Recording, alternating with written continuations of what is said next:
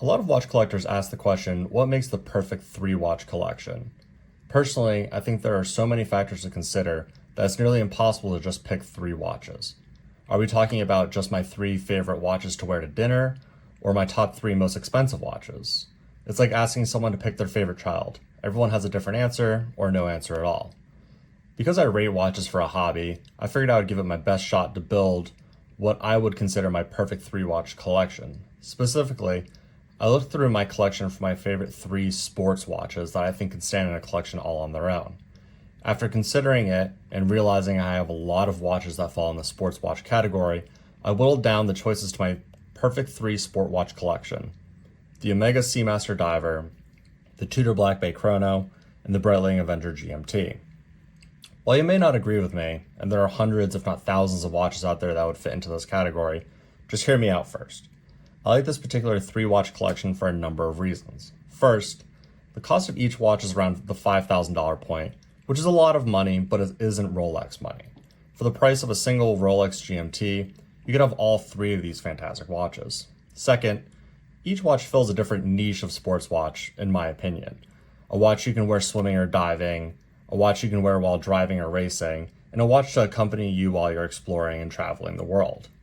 Lastly, each watch comes from a quality brand that has made each one of these watches one of their flagship offerings for a reason. Each watch is built to the highest specs so it can be worn during the day, during your adventure, and then transition seamlessly to when you decide to sit down to dinner for refueling and relaxing. Before I jump into a quick review of each watch, make sure to like and follow this channel for more, and let me know if you agree with my choices or if you think a different sports watch would be better. So to start, I think I'm going to start with the Omega Seamaster over on the right here. I'm just going to unwrap these for a second. So the first part of the collection I want to talk about is the Omega Seamaster Diver. I don't think any sports watch collection is complete without a dive watch, and one of the most synonymous watches with the dive watch category is the Omega Seamaster Diver. The Omega Seamaster is an absolute classic watch. It originally dates back to 1948, which is 5 years before Rolex debuted the Submariner, when Omega launched an all-around military-grade watch to celebrate the brand's centenary. The Seamaster has developed both a cult and public following as the perfect companion watch for a day at the beach, a day on the yacht, or heading to dinner. For me, if it's good enough for James Bond, it's good enough for me as well. I actually picked up this watch in particular while I was on a tropical vacation in the Caribbean, and was instantly drawn to how rugged yet sophisticated the watch felt. With its 42mm case size, which I think is the sweet spot, polished ceramic bezel, satin brush case, which you can see here still has really great graining on it, and a wavy patterned ceramic dial, which plays really nicely in the light there. The perfect watch that can transition from the beach to a black tie event seamlessly in a way that not many other watches can do, other than maybe the Rolex Submariner. Add on top of that to the fact that this watch has some truly incredible specs. It has 300 meters of water resistance, which is far deeper than any human could really dive, and it's secured by Omega's trusted O-rating system. It has a helium escape valve, sometimes what people call the tumor up here, which you can see opens and closes and shows a red ring when it is opened, which is really nice. And that can be used to alleviate any helium pressure building up in the case. It also has the scratch-proof ceramic bezel and sapphire crystal, which is just very, very scratch-proof. As you can see, I've really beat this watch up. You can actually see a lot more on the clasp there, how much I wear this watch, but the bezel and the crystal are just perfect still. And I also think, the insides of the watch matter just as much as the outsides. And this watch comes with a very impressive coaxial movement with 55 hours of power reserve. You can see it there beating away with a really cool finishing there. And it has a proprietary anti-magnetic anti-shock system as well. Just the movement specifications and its incredible decoration, I think alone make this watch a contender for the best bang for your buck watch in the watch world. Omega's coaxial movement is a standout in the watch industry. And improves on the typical escapement by adding additional gears and pallets to ultimately reduce friction that the escapement experiences, which is over 25,000 times per hour. Omega also incorporates its own proprietary silicone, so you can see its black hairspring in there, the proprietary silicone free-sprung balance wheel, and other unique features that make the Seamaster extremely accurate and resistant to external forces.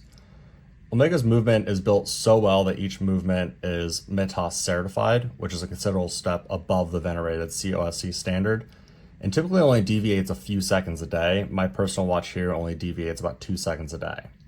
And so for less than $6,000 brand new and often under $5,000 after discounts or on the secondary market, I think the Omega Seamaster Diver is an incredible timepiece that any serious collector should have in their collection, and it certainly makes the list for my perfect 3 sports watch collection, especially if I'm going to choose a diver to be part of that collection.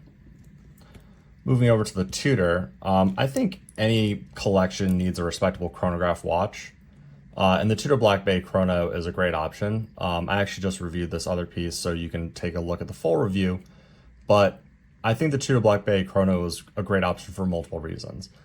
With its clean bi-compax chronograph design, which means that it only has 2 subdials, the Black Bay Chrono is equally comfortable as an everyday piece or working on a car covered in grease, right? The watch's heft illustrates, I think, 2 core tenets of Tudor's more recent ethos, which is one, building quality watches that feel more expensive than they cost, and 2, returning to vintage designs with modern appeal. With a 41 millimeter case that sits just under 50 millimeters tall and a solidly built steel bracelet with these really, really nice rivets on the side, the watch just feels absolutely bulletproof. Underneath the rugged exterior sits a modified B01 chronograph movement, which Tudor collaborated with Breitling to use Breitling's flagship chronograph movement. Unfortunately, you can't see it under the solid case back, but it is in there and it's a great movement. The B01 boasts 70 hours of power reserve, a vertical clutch and column wheel mechanism, and custom modifications by Tudor, including a silicone hairspring and a free-sprung balance wheel. I talked a lot about this movement in my prior review of the Tudor Black Bay Chrono, which you can check out on my website and on my YouTube channel, but the Black Bay's insides, while you can't see them, are equally, if not more impressive than its outside. Speaking of the external design elements of the watch, I actually enjoy the fact that the Tudor Black Bay Chrono is a bi-compax chronograph rather than the traditional triple register chronograph design. Don't get me wrong, I have plenty of chronographs with 3 registers like an IWC, but sometimes the dial just feels a bit too busy for everyday wear, or when you're wearing a chronograph with a triple register out to a nice dinner with friends, sometimes it just looks a little bit too busy. In comparison, the contrasting colored bi-compax design of this watch, which this is the reverse Panda because it has a black face with white subdials, I think it looks really just timeless and modern at the same time, and it gives the watch just a great wearability in many different situations. What I truly love about the Tudor Black Bay Chrono is that for around $5,500, you get a really well-built watch that feels worth the price tag. Between the elegant case design, here you can see all the polished edges, it just really shines well. The dynamic dial and subdials, and an incredible movement beating inside the case of the watch. I think the Tudor Black Bay Chrono is perhaps the best value of these 3 sports watches, and it's definitely one of my favorite pieces of my collection. And that's evident through a lot of the scratches and dings you see on it. It is a well-used watch for a reason. Put that to the side and move on to the last watch. And last but not least, I think, I don't have a ton of Breitlings. Actually, this is my only one, but I think they make great watches, especially, some of their newer designs. And so I wanted to add one of their watches to this 3 collection sports watch idea I had, and nothing stood out to me better than the Breitling Avenger, which is a classic watch. I think every sports watch collection needs a GMT, and I'm pretty sure that's written in stone somewhere. But the Breitling Avenger GMT, I think, is the perfect choice for a collector who takes their hobby seriously, but isn't trying to take out a second mortgage to buy a Rolex. I particularly love the Breitling Avenger GMT with its dark blue face, which, transitions from a dark blue to a much more darker light blue, depending on the light conditions here. I love it because it has a pop of color courtesy of the red GMT hand, which is over here, and the red dip seconds hand as well. And it just really fits well with a lot of different outfits, but it also adds a pop of color itself. At 45 millimeters, the Breitling Avenger is a pretty sturdy watch. It's definitely one of my larger watches, but But honestly, I think it wears closer to a 42 to 43 millimeter in my opinion. As you can see it on my wrist here, it doesn't look huge compared to the 42 millimeter Omega. I'll put them right side by side for a second. You know, they basically look the same, and this one is technically 3 millimeters larger than the Omega. You know, between the tumor, obviously that adds some heft to the Omega, but it's really not that large of a watch. And even compared to the Tudor, you know, none of them are too large for the other one. I think, you know, the Breitling really fits in well with all of them. So Breitling has been producing versions of the Avenger since 2001, technically. But I think Breitling's storied history, especially in the aviation world, obviously extends much further back to World War II with its classic Navitimer series.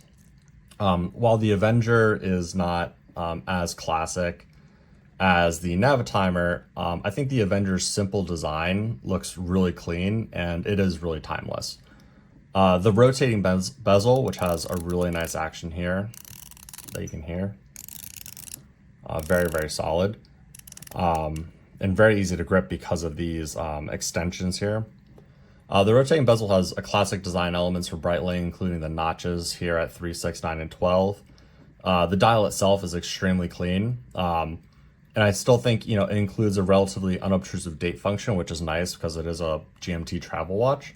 And the polished markers have very, very strong lume, including this dot up here that has a different colored lume.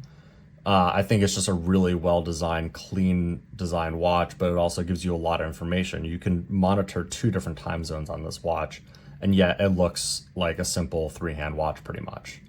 I think also adding to the fact that this watch comes from a well-respected brand, and its movement is COSC certified, so it is a chronometer, which is great, very accurate.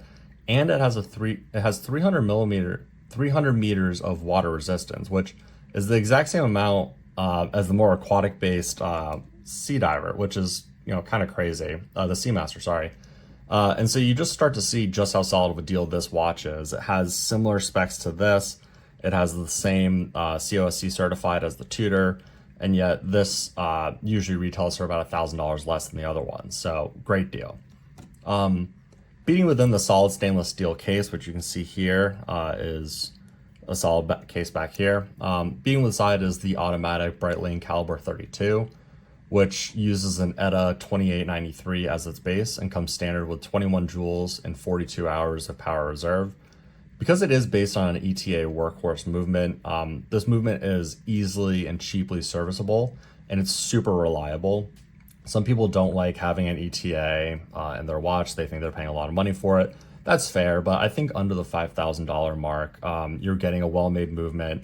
It can be serviced. It doesn't cost $1,000 a service. I just serviced my Ulysses Nardin, and it costs $1,600 to service it. It's absolutely ridiculous. And so this can be serviced for about $300. It's reliable. Everyone has parts for it. I have no issue with a watch under $5,000 having it.